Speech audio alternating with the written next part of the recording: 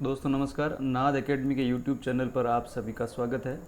मेरा नाम है पारस राजपुरोहित और मैंने आरपीएस स्कूल लेक्चरर में म्यूज़िक सब्जेक्ट से पहली रैंक प्राप्त की है। और मैंने एक नया चैनल स्टार्ट किया है नाद एकेडमी के नाम से। तो वहाँ पे मैं अलग अलग प्रश्न, जो पुराने प्रश्न हैं उनको लेकर आऊँगा। और आने वाली आरपीएससी की वैकेंसी के लिए मैंने एक बैच लॉन्च किया है। तो आप अगर उसमें पढ़ना चाहते हैं या एक बार पढ़ के देखना भी चाहते हैं तो आप इस नंबर पे फ़ोन कीजिए 8741005166। इस पे एक बार आप बात कीजिए और एक बार क्लास लेके देखिए। ठीक है, तो पढ़ते हैं अपन। ये जो प्रश्न पेपर है, इसी पेपर को मैंने देकर पहली रैंक प्राप्त की है। तो एक बार आप अपन ये प्रश्न देखते हैं कैसे प्रश्न आते हैं आरपीसी में। ठीक है, देखिए पहला प्रश्न है। पहले प्रश्न में दे रखा है कि संगीतज्ञ दे रखा है और निर्मित रागें दे रखी है। जैसे अलाउद्दीन खां के सामने दे रखी है भुवनेश्वरी और हेमंत, और पन्नालाल घोष के सामने दीपावली और चंद्रमौली राग। लालमणि मिश्र के सामने दे रखी है मधुकली और मधु भैरव, और आचार्य बृहस्पति के सामने दे रखी है प्रभात रंजनी और अनंग रंजनी। अब हमें इनको मैच करना है कि कौन से संगीतज्ञ ने कौन सी रागें बनाई है। ठीक है, तो हमको सबसे पहले ये पता है कि आचार्य बृहस्पति की राग है जो है अनंग रंजनी, और इनका बृहस्पति का नाम भी क्या है, अनंग रंग, है ना। तो बस इससे हमको पता चल रहा है कि आचार्य बृहस्पति की रागें हैं ये दोनों। तो डी का कौन सा है, चौथा। इस डी का आंसर चौथा, और किसी में है नहीं, तो इसी से ही आंसर ये हो जाता है। और बाकी रागें हमको अगर नहीं पता है तो याद कर लेनी है। अलाउद्दीन खां साहब की रागें कौन कौन सी हो जाएगी, भुवनेश्वरी और हेमंत। वैसे हमको सबको पता होता है हेमंत राग अलाउद्दीन खां साहब की राग है। पन्नालाल घोष की जो राग है वो दीपावली और चंद्रमौली राग, ये भी हमको पता है। लालमणि मिश्र की राग है मधुकली और मधु भैरव। नहीं पता है तो इन सबको हमको याद कर लेनी है। दूसरा प्रश्न है। दूसरा प्रश्न तो वैसे साइकोलॉजी का है। अब साइकोलॉजी म्यूज़िक वाले पार्ट में नहीं आएगी, अब ये फर्स्ट पेपर में आएगी। तो नया वैकेंसी आने वाली है। एक बार आप लोग ज़रूर मेरे उस नंबर पे फ़ोन कीजिए और एक बार पढ़ के देखिए। ठीक है, आगे बात करते हैं। तालिका में जो रागें दे रखी है, जैसे ये रागों के कुछ गुण दे रखे हैं। स्वरों के बारे में दे रखा है और नीचे रागें दे रखी है।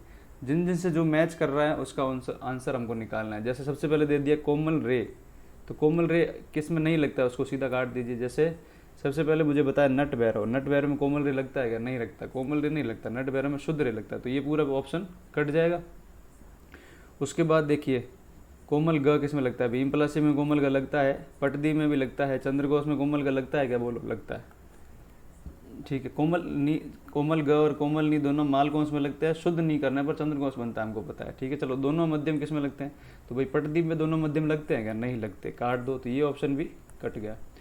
शुद्ध सारंग में लगते हैं, मारू बियाग में लगते हैं, झंझोटी में दोनों मध्यम, ये देखना ही नहीं है अपन को, अपने पहले ही काट दिया। ठीक है, चलो अब ये दो ऑप्शन बचे हमारे पास। कोमल ध की बात करें तो मधुमाद और नट भैरव। देखो नट भैरव में तो कोमल ध लगता है, मधुमाद में लगता है क्या, नहीं लगता। ठीक है, और कोमल निषाद की बात करें तो इसका आंसर कौन सा हो जाएगा, सी, बिलास खनी, चंद्रकौंस, मारू बिहाग, नट भैरव और भीम पलासी। तो इसका आंसर हो जाएगा तीसरा। ठीक है, अगला बढ़ते आगे। चौथा प्रश्न है, निम्न में से कौन सा कथन सत्य है। सत्य के बारे में, बिना किसी, पहला कथन दे रखा है, बिना किसी आघात के आहत नाद की उत्पत्ति नहीं हो सकती है।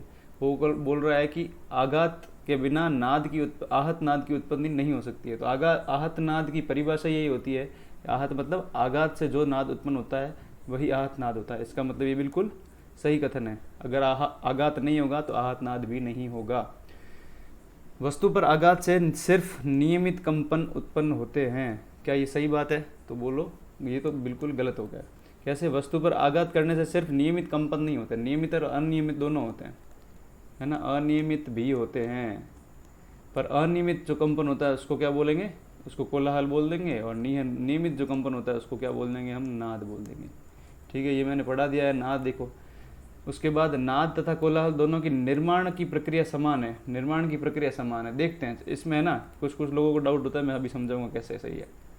दूसरा, नाद नियमित और अनियमित कंपनों का समूह है, बिल्कुल गलत हो गया। अभी मैंने बताया नाद सिर्फ नियमित कंपनों का समूह है, अनियमित कंपन होने पर क्या हो जाएगा, वो कोलाहल हो जाएगा भाई, कोलाहल।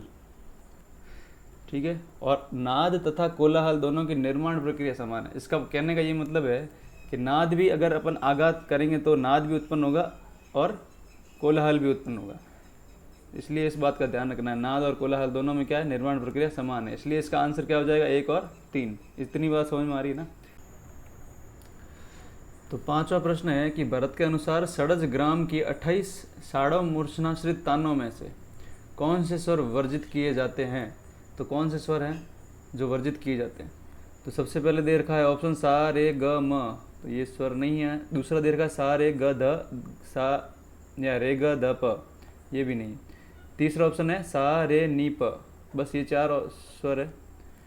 इन चारों स्वरों में क्या है, 7 मूर्छना है। 7 मूर्छना में एक एक स्वर को हम छोड़ते जाते हैं, वर्जित करते हैं और ऐसे करके मूर्छनाएँ बनती है। तो 7 चौक 28 मूर्छनाएँ बनती है षाढ़व की। षाढ़व मतलब 6 स्वर का प्रयोग करते हैं, एक एक छोड़ेंगे 6 स्वर हो जाएंगे। ठीक है, अगला प्रश्न है छठा, षडज से अंतराल सुमेलित कीजिए। तो स्वर दे रखे हैं सा और ग, इन दोनों का अंतराल कौन सा होगा इनमें से, और ये आपस में सुमेलित करना है। तो उसको निकालने के लिए क्या करना पड़ेगा, सबसे पहले हम स्वर लिख लेंगे सा रे ग। एक का निकालने से होता है कि नहीं होता है वो देख लेंगे, चलो। तो इनकी फ्रीक्वेंसी निकली लिखी है 240, 270 और 300। पहला सा और ग का निकालना है। 300 में किसका भाग दें, 300 ग की है और इसमें सा की फ्रीक्वेंसी का भाग दे देंगे 240 का। कितनी बार जाएगा, 6 से भाग दे देंगे, यहाँ आएगा 5 और यहाँ आएगा 4। तो क्या फ्रीक्वेंसी बनेगी सा और ग की 5/4। सा और ग की बनी 5/4। तो ए का ऑप्शन दूसरा ए का दूसरा यही है और किसी में नहीं है। ठीक है, तो बस इससे मैच हो गया तो निकाल लेंगे, नहीं मैच होता तो और आगे देखते। बाकी का भी निकालना है तो हम ऐसे फ्रिक्वेंसी लिख के आगे निकाल सकते हैं, कोई दिक्कत नहीं। ठीक है, उसके बाद 7वां प्रश्न है, निम्नलिखित में से ऑग्यूमेंटेड कॉर्ड को पहचानिए। ऑग्यूमेंटेड कॉर्ड कौन सी होती है। सबसे पहले मेजर कॉर्ड देखिए। मेजर कॉर्ड होती है सा, शुद्ध ग और शुद्ध प। ठीक है, ये कॉर्ड है, ये है मेजर कॉर्ड। ठीक है, और मेजर कॉर्ड में अगर ये प है, प को हम थोड़ा आगे वाले स्वर पे ले जाएंगे, प को हम अगर शार्प कर देंगे तो ये क्या बन जाएगी, ऑग्यूमेंटेड कॉर्ड। तो ये कौन सी कॉर्ड बन जाएगी, प को शार्प। मेजर कॉर्ड में प को शार्प करने से कौन सी कॉर्ड बनती है, ऑग्यूमेंटेड कॉर्ड, ऑग्यूमेंटेड। ठीक है, तो हम देख लेंगे, देखो ये है मेजर कॉर्ड। उसके बाद फ्लैट किया हुआ है, ये सा रे ग को फ्लैट किया हुआ है, तो ये कौन सी, ग को फ्लैट करने पर कौन सी बनती है, माइनर कॉर्ड बनती है, माइनर कॉर्ड। ये कौन सी है, सा रे ग म प, ये कौन सी, मेजर कॉर्ड। ठीक है, उसके बाद ये कौन सी है, सा रे ग को भी फ्लैट किया है और म और प को भी फ्लैट किया है, ये कौन सी है, डिमिनिश कॉर्ड, डिमिनिश कॉर्ड है। ठीक है, और ये कौन सी हो जाएगी पीछे बची, वो ये शार्प ऑग्यूमेंटेड कॉर्ड हो जाएगी। समझ में आ जाएगी बात। ठीक है, और आप अगर तैयारी करना चाहते हैं तो ध्यान रखिए, आप इन नंबर पे कॉल कीजिए और तैयारी कीजिए, एक बार आके एक बार पढ़ के देख लीजिए। 8741005166 पढ़ के एक बार ज़रूर देखना चाहिए आपको मेरे हिसाब से। अगला प्रश्न है 8वां, निम्नलिखित स्वर अंतरालों द्वारा सही विकल्प का चयन कीजिए। ये स्वर अंतराल दे रखे हैं, तो ये पूछ रहा है कि कौन सा शुद्ध सप्तक है। तो ये शुद्ध सप्तक हो जाएगा भाई, कर्नाटक शुद्ध सप्तक, ये याद रखना है। ठीक है, आगे बढ़ते हैं। 9वां प्रश्न है, ताल दे रखी है और खाली की संख्या पूछ रहा है, आपस में मैच कराना है। सबसे पहले बात करिए ब्रह्मताल। ब्रह्मताल में कितनी खाली होती है, ब्रह्मताल की मात्रा कितनी होती है बोलो। तो ब्रह्मताल में कितनी मात्रा की ताल है, 28 मात्रा की ताल है। लक्ष्मी 18 मात्रा की ताल, मत्त ताल भी 18 मात्रा की ताल और शिखर ताल 17 मात्रा की ताल है। शिखर ताल 17 मात्रा की ताल है। ठीक है, अब ब्रह्मताल में कितनी खाली होती है, तो भाई ब्रह्मताल में खाली होती है 4। इससे मिल रहा है क्या, ए का चौथा। देखो ए का चौथा मिल गया, बस बी का तीसरा। बी लक्ष्मी ताल में 3, मत ताल में 2 और शिखर ताल में 1। ठीक है, ब्रह्मताल सभी को याद होगा, कितनी मात्रा, 28 मात्रा। ये मात्रा सबकी याद रखनी है, कौन सी मात्रा पे खाली आती है और कितने विभाग हैं। ठीक है, इन सब के बारे में हमको याद रखना पड़ता है। उसके बाद निम्नलिखित लक्षणों के आधार पर राग का चयन कीजिए। लक्षण के आधार पर राग का चयन कीजिए। ये 4 लक्षण दे रखे हैं, इस हिसाब से कौन सी राग बनेगी। ठीक है, सबसे पहले काफी थाट की राग। काफी थाट की भाग्यश्री है, दरबारी है क्या, काफी थाट की नहीं है। अडाणा है क्या, नहीं है। नायकी है। ठीक है, उसके बाद कानड़ा का अंग होना चाहिए, तो कानड़ा का अंग भाग्यश्री में है नहीं, नायकी में है। बाकी कुछ देखने की जरूरत नहीं पड़ेगी। ठीक है, उसके बाद स्वर देखने की जरूरत नहीं हुई, जिसने अगर थ्योरी भी पढ़ रखी है तो। उसके बाद आगे ये निर्मितवादी, फिर से साइकोलॉजी का पार्ट है। साइकोलॉजी हमारे फर्स्ट पेपर में आएगा, अब नहीं आएगा। और वैसे भी हम यहाँ बैठे म्यूजिक पढ़ने के लिए। उसके बाद निम्नलिखित तालों में से किस ताल में 15 मात्राएं हैं और 4 विभाग है। पहली बात तो 15 मात्राएं किसमें, मणि ताल में कितनी मात्राएं, 11 मात्रा। मणि ता दे टकेट धा केट तकेट। उस गज जंपा में भी, गज जंपा में कितनी मात्रा है, 15 मात्रा है। शिखर ताल में 17 मात्रा और 18 मात्रा। विभाग किसी को नहीं पता है तो भी मात्राओं से भी काम हो जाएगा। उसके बाद है साम संगीत में मींड से स्वर लेने के लिए किस संज्ञा का प्रयोग किया जाता है। तो ये थ्योरी हमको याद रखनी है, कौन क्या बोलते हैं इसको, कर्षण बोलते हैं, ठीक है। उसके बाद ये विकास की, ये भी साइकोलॉजी है, साइको है, साइकोलॉजी में पढ़ते हैं अपन। अगला प्रश्न है राजस्थानी में लोक तत्ववाद्यों को पहचानिए। ये ऑप्शन में चित्र दे रखे हैं, उनसे हमको नाम पहचानना है। तो ए पे कौन सा चित्र है, बी पे कौन सा है, सी पे कौन सा है, डी पे कौन सा है। किसी को नहीं हो तो सबसे पहले अब ए पे देखा, ए पे ये क्या है, कामायचा। तो ए पे कामायचा कहाँ है, कामायचा कहाँ लिखा हुआ है, वो ए पे, बस ये हो गया चौथा आंसर, हो गया। इसमें क्या है, चलो कोई बात नहीं। ये क्या है, ये रावणहत्था है, तो डी पे रावणहत्था है क्या, तो डी पे रावणहत्था है, ठीक है। उसके बाद ये क्या बचा, तो कामायचा हो गया, रावणहत्था डी पे हो गया, और क्या दिक्कत है बस। अगला प्रश्न,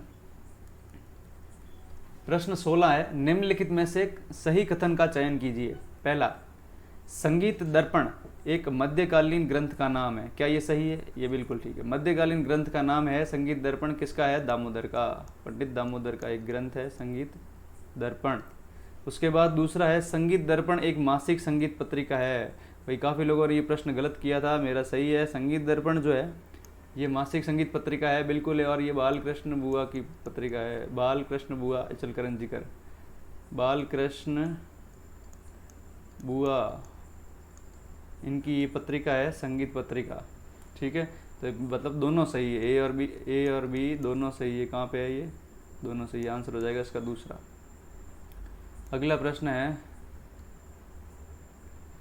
निम्नलिखित रागों को समय सिद्धांत के अनुसार प्रातः से सायंकाल क्रम में व्यवस्थित करें।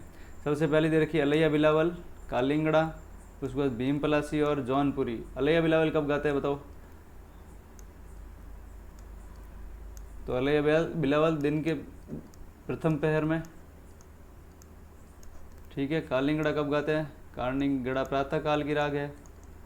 भीम पलासी 1 से 3 के बीच में गाते हैं, और जौनपुरी उसके बाद, ठीक, जौनपुरी उससे पहले गाते हैं। तो इसका आंसर हो जाएगा सबसे पहले ये गा लेंगे कालिंगड़ा, दूसरा, उसके बाद पहला, उसके बाद चौथा, उसके बाद तीसरा, आंसर हो जाएगा चौथा, ठीक है। 18वां प्रश्न है, पूर्व रागों के संदर्भ में निम्नलिखित में से कौन सा कथन सही नहीं है पूछ रहा, ठीक है। तो पूर्व राग मतलब पूर्वांगवादी राग, पूर्वांगवादी राग, हाँ तो पूर्व रागों को पूर्वांगवादी राग बोलेंगे, ठीक है। गायन समय क्या होता है, पूर्वांगवादी रागों का गायन समय दिन के 12 बजे से मध्य रात्रि के 12 बजे तक होता है, ठीक है, कोई दिक्कत नहीं। गायन समय मध्य रात्रि 12 बजे से दोपहर 12 बजे तक होता है, नहीं होता ये इसको, ठीक है, ये उत्तरांगवादी राग होती है। और विवादी स्वर का प्रयोग निषिद्ध है। निषिद्ध क्यों है भाई, विवादी स्वर का प्रयोग करते ही हैं, ठीक है। तो आंसर कौन सा हो जाएगा, तीसरा और चौथा, तो ऑप्शन हो जाएगा सी या तीसरा। चलो 19वां प्रश्न है, यदि षड्ज जाति के अंश स्वर सा ग म प ध है तो इसका ग्रह स्वर क्या होंगे। बहुत सिंपल प्रश्न है भाई, कोई बात नहीं। अंश स्वर जो है इसी को क्या बोलते हैं, ग्रह स्वर बोलते हैं। अंश स्वर ही ग्रह स्वर होते हैं, तो सा ग म प ध ही होंगे, तो सा ग म प ध ही है, तीसरा आंसर हो जाएगा बस। उसके बाद 20वां प्रश्न है, सेवर्ट पद्धति के अनुसार लघु स्वर का अंतराल क्या होता है। तो सेवर्ट पद्धति में लघु स्वर का अंतराल बताइए। तो 3 स्वर होते हैं, एक गुरु, लघु और अर्ध स्वर। तो लघु स्वर का अंतराल क्या होता है, 45.8।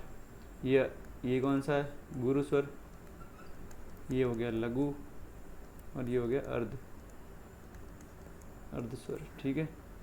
उसके बाद नेक्स्ट है, निम्नलिखित में से किस तथ्यों का संबंध राग भैरव से नहीं है। राग भैरव की जो बात नहीं है उसके बारे में बात करनी है। उत्तरांगवादी राग है क्या राग भैरव, राग भैरव का वादी स्वर समाधि स्वर क्या होता है, कोम ध और रे, तो उत्तरांगवादी राग है, ठीक है। सायंकालीन संधि प्रकाश राग है क्या, ये बिल्कुल गलत, तो ये वाला तो है ही है, ठीक है। उसके बाद रागांग राग है, रागांग भैरव रागांग है, जिससे श्रीमद भैरव, अहीर भैरव, नट भैरव ये सब बनती है। राग रागनी मतानुसार पुरुष राग है, बिल्कुल ये भी ठीक है। आश्रय राग है, आश्रय राग है, राग भैरव का आश्रय राग भैरव खुद है। राग थाट भैरव का आश्रय राग है राग भैरव। उसके बाद संपूर्ण जाति का राग है ये, ठीक है। तो सिर्फ क्या बनेगा, केवल 2 सायंकालीन संधि प्रकाश राग नहीं है ये, तो दूसरा आ जाएगा गलत, ठीक है। उसके बाद 22वां प्रश्न क्या है, 22वां प्रश्न है, अभिकथन दे रखा है, पूर्वी मेल के प्रात गेय रागों में तीव्र मध्यम की उपस्थिति अवश्य भावी है, यह शुद्ध मध्यम पर हावी होता है। पहली बात तो यह है कि पूर्वी मेल के प्रातःकालीन रागों में तीव्र मध्यम उपस्थिति अवश्य भावी है तथा यह शुद्ध मध्यम पर हावी होता है। गलत है क्या ये, बोलो भाई। प्रातः गेय रागों में शुद्ध मध्यम हावी होता है, तीव्र मध्यम हावी नहीं होता। दूसरा, प्रातःकालीन रागों में शुद्ध मध्यम तथा सायंकालीन रागों में तीव्र मध्यम का वर्चस्व होता है। हाँ ये ठीक बात है, ठीक है। तो क्या हो जाएगा, एक गलत आर सही, ए गलत आर सही है, चौथा आंसर। अगला प्रश्न है, स्टॉप स्वर लिपि पद्धति के निम्नलिखित चिन्ह पहचानिए। तो ठीक है, ब्रीव, ठीक है, ये होता है ब्रीव, सेमी ब्रीव, मिनिम, ऐसे करके क्रोचेट, उसके बाद ऐसे करके ये क्वेवर। तो ये वाला ए जो क्या हो जाएगा, क्वेवर, ये ए क्वेवर हो गया। उसके बाद नेचुरल, ये डी वाला नेचुरल है, तो ये डी नेचुरल। उसके बाद शार्प का साइन ये तीसरा, और बी सेमी क्वेवर, क्वेवर। उसके बाद सेमी क्वेवर, आगे बढ़ते हैं हम ऐसे करके, ये क्वेवर, ये सेमी क्वेवर, तो आंसर हो जाएगा चौथा। अगला प्रश्न है, रस सिद्धांत के अनुसार संयोग, भोज्य भोजक तथा निष्पत्ति मुक्ति किसके मत व्यक्त है। तो ये भाई भट्टनायक के हैं, भोज्य भोजक, भोज्य भोजक, ठीक है, भट्टनायक का है इसका आंसर। अगला नायक, हाँ सही है। उसके बाद निम्नलिखित में से कौन से गायक सारंगी वादक भी रहे। तो ऑप्शन दे रखे हैं, बड़े गुलाम अली खान साहब, कुमार गंधर्व, ओंकारनाथ और जसराज, ठीक है। इसमें आंसर भाई बड़े गुलाम अली साहब, सारंगी बढ़िया सारंगी बजाते थे खुद भी, ठीक है। सितार के क्षेत्र में किन संगीतज्ञों को त्रिमूर्ति माना गया है, बहुत बार प्रश्न रिपीट हुआ है भाई। तो इसमें सिद्धार्थ खान, मम्मन खान, मिश्री सिंह नहीं है, राम सहाय, भैरव सहाय, बलदेव सहाय ये भी नहीं, करामतुल्ला खान, मस्जिदुल्लाह खान और असल ये भी नहीं है। आंसर है मसीद खान, रहीम सेन और अमृत सेन। अगला प्रश्न है, वह कौन सा राग है जो आसावरी थाट का होते हुए भी मालकौंस अंग से गाया जाता है परंतु कानड़े का प्रकार है। देखो कानड़े के प्रकार तो सारे हैं, ठीक है। आसावरी थाट का राग है, आसावरी थाट का है पर मालकौंस अंग से गाया जाता है, तो मालकौंस अंग से गाया जाता है, ठीक है। नायकी कानड़ा, आभोगी कानड़ा, दरबारी कानड़ा या कौनसी कानड़ा। तो इसका आंसर क्या हो जाएगा भाई, दरबारी कानड़ा कभी कौनसी अंग से नहीं गाया जाता, ये भी कौनसी अंग से नहीं गाया जाता और ये भी कौनसी अंग से नहीं। इसके नाम से भी पता है कौनसी कानड़ा, कौनसी कानड़ा ही है इसका आंसर, ठीक है। उसके बाद आगे बढ़ते हैं, निम्नलिखित में से कौन सा विकल्प भरत द्वारा वर्णित मध्यम ग्रामिक संवादों से सम्मिलित नहीं है, जिसमें मध्यम ग्रामिक संवाद नहीं है। मध्यम ग्राम क्या होता है, मध्यम ग्राम में जो पंचम होता है वो कौन सी श्रुति पर होता है, 16वीं श्रुति पर होता है। तो हमको ऐसे लिखना पड़ेगा, सबसे पहले श्रुति पूरी बनानी पड़ेगी भाई।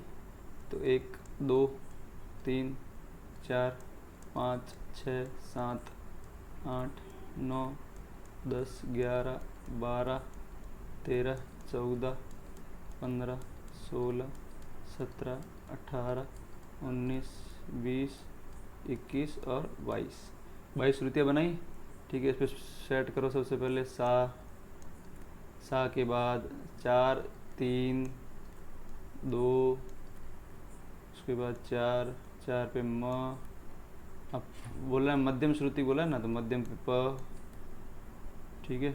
उसके बाद ध और लास्ट में आ गया नी। बस हमने ये मध्यम ग्राम बनाया। क्यों बनाया मध्यम ग्राम, इन्होंने बोला है मध्यम षडज ग्राम में पंचम 17 पे होता है, 16 पे डाल दिया।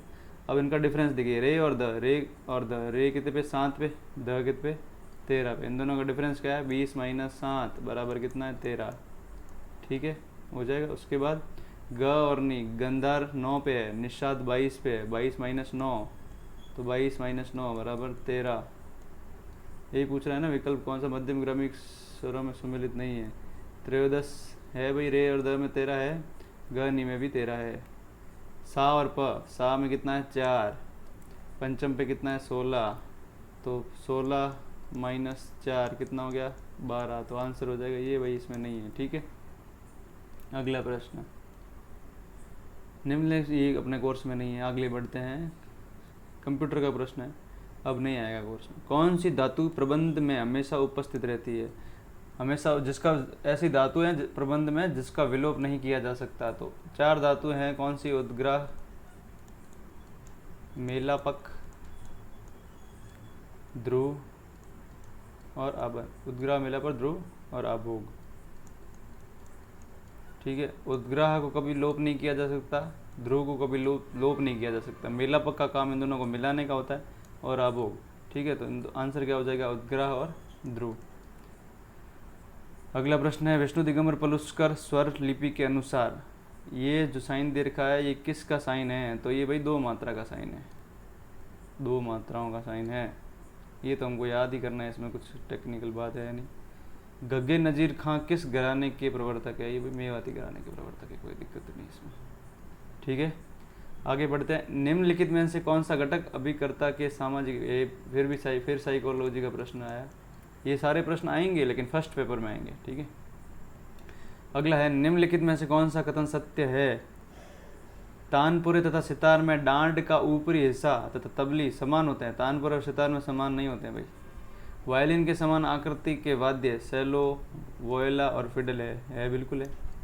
रुद्र वीणा, विचित्र वीणा में समान रूप से 24 पर्दे होते हैं। रुद्र वीणा में होते हैं, विचित्र वीणा में भाई पर्दा नहीं होता। ठीक है, पखावज तथा तबले की पुड़ी में 18 छिद्र होते हैं, 18 छिद्र नहीं होते हैं। ठीक है, तो आंसर हो जाएगा दूसरा। मियाँ अचपल के नाम से किस संगीतज्ञ को जाना जाता है? तो मियाँ अचपल के नाम से कौन से जाना जाता है? पहला है गुलाम रसूल, इनको नहीं जाना जाता। फिरोज खान साहब, गुलाम हुसैन, हाँ गुलाम हुसैन ही है, और वाजिद खान साहब, ये भी नहीं। आंसर हो जाएगा तीसरा। अगला प्रश्न है, निम्नलिखित में से कौन सा युग्म सुमेलित नहीं है? सुमेलित नहीं पहचानना है।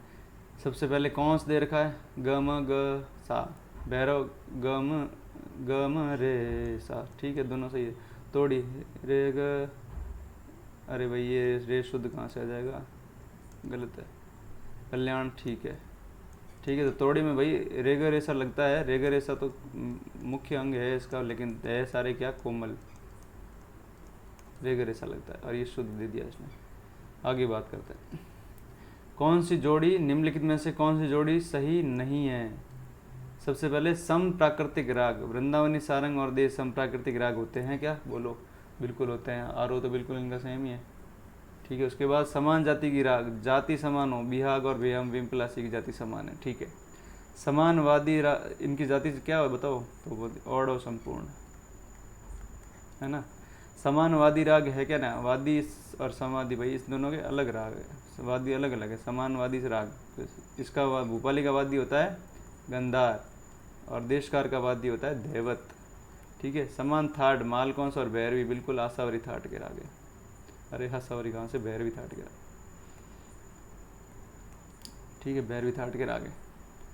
अगला प्रश्न है, तो इसका आंसर क्या हो जाएगा भाई? ये हो जाएगा तीसरा। समानवादी राग नहीं है, भूपाली और देशकार के वादी समाधि अलग अलग होते हैं। इसका ग होता है, इसका ध ग। निम्न में से उस ताल जोड़ी का चयन करें जिनकी मात्रा और विभाग संख्या समान हो। मात्रा भी समान होनी चाहिए और विभाग संख्या भी समान होनी चाहिए। सबसे पहले मात्रा देख लो भाई, 16 मात्रा। आड़ा चौताल की कितनी मात्रा? 14 मात्रा। लो, झूमरा कितनी मात्रा? 14 मात्रा। दमार कितनी मात्रा? 14 मात्रा। ठीक है, चलेगा। एक ताल में कितनी मात्रा? 12 मात्रा। ये तो मात्रा ही 7 है। 3 ताल में 16 मात्रा। दमार में कितनी मात्रा? बोलो, दमार में 14 मात्रा। ठीक, तो आंसर हो जाएगा इसका झूमरा और दमार। कोई दिक्कत नहीं, आगे बढ़िए। कंपित, वलित, मुक्त, अर्धमुक्त और निपीड़ित का संबंध किस वाद्य से है? तो भाई ये वाद्य कौन सा हो जाएगा? कंपित, वलित, मुक्त और अर्धमुक्त और निपीड़ित, ये हो जाएगा वायलिन। नहीं है, इसका आंसर बांसुरी है भाई। ठीक है, अगला प्रश्न है, वीणा दे रखी है और तारों की संख्या दे रखी है। लगभग हर पेपर में पूछते हैं वीणा और तारों की संख्या। विपंची वीणा, चित्रा वीणा, किन्नरी वीणा और नकुली वीणा। सबसे पहले नकुली में कितने होते हैं? 2 तार होते हैं भाई। डी का पहला आंसर देखो, हो गया पहले ही। ए का चौथा हो जाए। विपंची में 9 तार होते ही हैं, चित्रा में 7 तार होते हैं, और किन्नरी में 3 तार होते हैं। ठीक, उसके बाद अगला प्रश्न, काफी थाट से आगे संधि प्रकाश रागों में प्रवेश करने के लिए कौन सा राग उपयुक्त होता है? इसका मतलब क्या है? ये प्रमेल प्रवेश राग पूछ रहा है।